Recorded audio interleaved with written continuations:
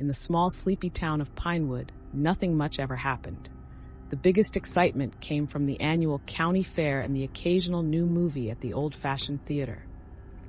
For 17-year-old Emma Parker, life was an endless loop of school, chores, and daydreams.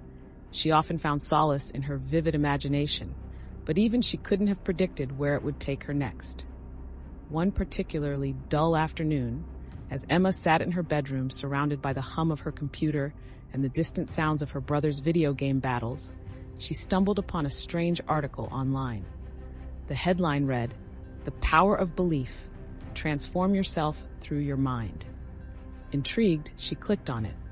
The article talked about the mind's power to shape reality, filled with anecdotes of people who had supposedly changed their lives through sheer belief.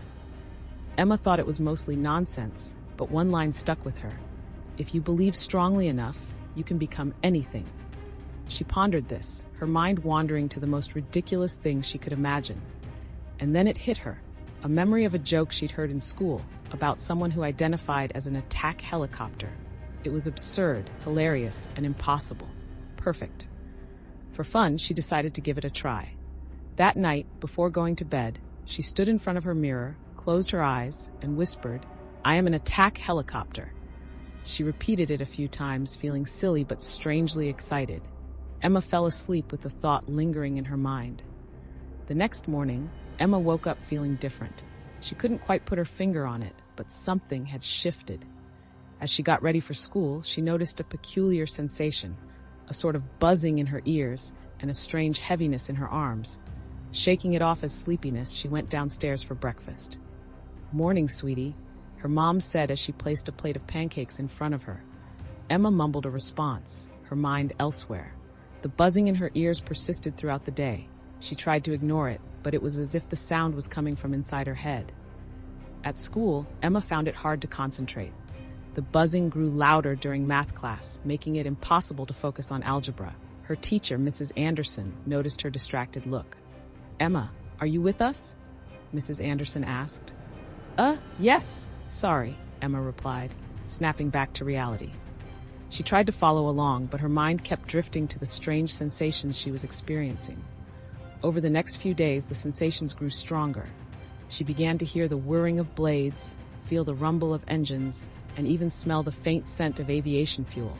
It was all in her head, she knew, but it felt so real. The more she focused on it, the more intense it became. Her friends noticed her distracted behavior, and her teachers remarked on her daydreaming, but Emma couldn't shake the feeling. One evening, as she sat in her room doing homework, the buzzing grew so loud she could hardly concentrate. Frustrated, she stood up and walked to the window, looking out at the darkening sky. She closed her eyes and spread her arms wide. In her mind, she imagined herself lifting off the ground, blades spinning, engines roaring. She felt the wind rush past her face, the exhilaration of flight. For a moment, she believed it entirely. When she opened her eyes, she was still in her room, but something had changed. She felt more connected to her imaginary helicopter self than ever before. It was no longer just a silly daydream. It felt like a part of her reality. The next day at school, Emma's best friend, Sarah, noticed something was off. "Hey, Emma, are you okay? You seem different." Emma hesitated, then decided to confide in Sarah. "I know it sounds crazy, but I think I'm turning into an attack helicopter." Sarah blinked, unsure if Emma was joking. "Like, in your dreams?" "No, I mean, I feel it. The sounds, the sensations. It's like I'm really becoming one." Sarah stared at her for a moment before bursting into laughter. "You're kidding, right?" Emma shook her head, a serious look in her eyes. "I wish I were." Sarah's laughter died down, and she looked at Emma with concern. "You don't really believe this, do you?" Emma shrugged. "I don't know what to believe anymore. It's like my mind is playing tricks on me." Sarah sighed. "Maybe you just need a break. You've been under a lot of stress lately." Emma nodded, though she wasn't convinced. She could feel the helicopter sensations growing stronger by the day, and she didn't know how to stop them. Over the following weeks, Emma's belief in her transformation only grew stronger. She began to draw schematics of helicopters, read up on aviation, and even started making helicopter noises absent-mindedly. Her parents were concerned, her friends confused, and her teachers at a loss. But Emma was undeterred. One night, she had a vivid dream where she was flying over Pinewood, her blades slicing through the air, her body sleek and powerful. She soared above her school, her house, the park where she played as a child. The freedom was intoxicating. When she woke up, she felt a sense of loss, as if she'd left a part of herself behind in the dream. Determined to make her dream a reality, Emma spent hours in the library researching the mechanics of flight. She pored over blueprints, studied physics, and even reached out to a local aviation club. They welcomed her enthusiasm, though they were puzzled by her fixation on attack helicopters. As the months passed, Emma's transformation began to manifest in more tangible ways.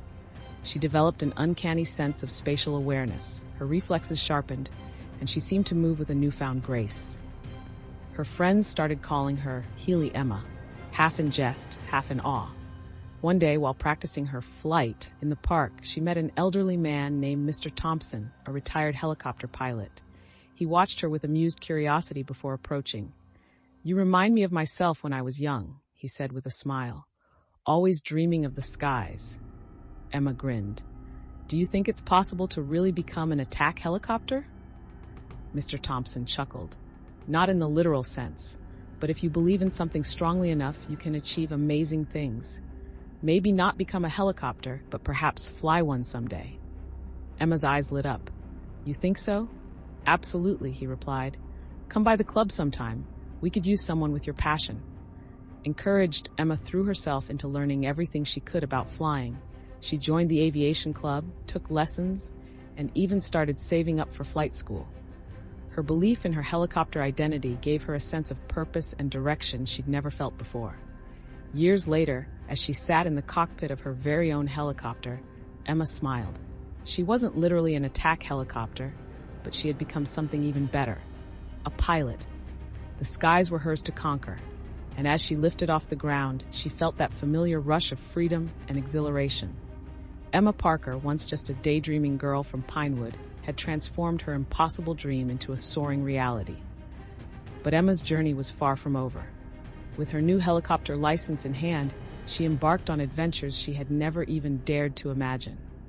The aviation club had become her second home, and she had formed close bonds with other enthusiasts. They admired her passion and dedication, even if they didn't quite understand her obsession with attack helicopters. One day, while browsing through old aviation magazines in the club's library, Emma stumbled upon an article about a legendary helicopter pilot named Captain Jack Blade McKenna. Known for his daring maneuvers and unmatched skill, Captain Blade had become a mythic figure in the world of aviation. The article mentioned a mysterious, top-secret helicopter prototype he had designed, rumored to be the most advanced and powerful ever built. Emma's curiosity was piqued. She delved deeper into Captain Blade's history, uncovering bits and pieces of his life and career. The more she learned, the more she felt a connection to him. It was as if their fates were intertwined. One evening, while discussing her findings with Mr. Thompson, he revealed something astonishing. "I knew Jack McKenna," he said quietly. "We flew together in the military. He was the best pilot I ever met." Emma's eyes widened. "You knew him? Do you know what happened to his prototype?" Mr. Thompson nodded. "It was called the Thunderbird. After Jack retired, he disappeared along with it. Some say he went off the grid to protect his creation." Emma felt a surge of determination. "I have to find him. I have to see the Thunderbird." Mr. Thompson sighed. "It's a dangerous quest, Emma. Jack had his reasons for hiding it. But if anyone can find him, it's you." With Mr. Thompson's blessing and a few cryptic clues, Emma set off on her quest. She traveled across the country, following leads and piecing together the puzzle. Her journey took her to remote airstrips, abandoned military bases, and the homes of retired pilots who had known Captain Blade. Each step brought her closer to the truth. One night, while camping in the desert near an old airbase, Emma was awakened by a strange sound. It was the unmistakable whirring of helicopter blades, but there was something different about it, something powerful and otherworldly. She jumped out of her tent and looked up, her heart pounding with excitement. In the moonlit sky, she saw it, a sleek, dark silhouette hovering silently above the desert. It was unlike any helicopter she had ever seen, its design both futuristic and menacing. She knew instantly that it was the Thunderbird. The helicopter landed a short distance away, and a figure stepped out. Emma's heart raced as she approached, recognizing the man from the old photographs she had seen. Captain Jack Blade McKenna stood before her, older but still exuding the same aura of confidence and strength. "You must be Emma Parker," he said, his voice deep and resonant. "I've heard about you." Emma nodded, unable to contain her excitement. "I've been searching for you. I want to learn from you. I want to fly the Thunderbird." Captain Blade studied her for a moment before nodding. "You've got the spirit of a true aviator. Come with me." Over the next few months, Emma trained with Captain Blade, learning the secrets of the Thunderbird and honing her skills to new heights. The prototype was a marvel of engineering, capable of feats that defied conventional aviation. With each flight, Emma felt more connected to her helicopter identity, her beliefs stronger than ever. One day, while flying a training mission, they received a distress call from a nearby town. A wildfire had broken out, and the local authorities were overwhelmed. Without hesitation, Captain Blade and Emma flew to the scene, using the Thunderbird's advanced capabilities to help contain the blaze and evacuate those in danger. Emma's precision and quick thinking saved countless lives that day. The incident solidified her reputation as a skilled and fearless pilot. News of her heroics spread, and she became a symbol of hope and inspiration. She continued to fly missions with Captain Blade, each adventure more thrilling and challenging than the last. As years went by, Emma took over the mantle of leading the Thunderbird project, developing new prototypes and pushing the boundaries of aviation technology.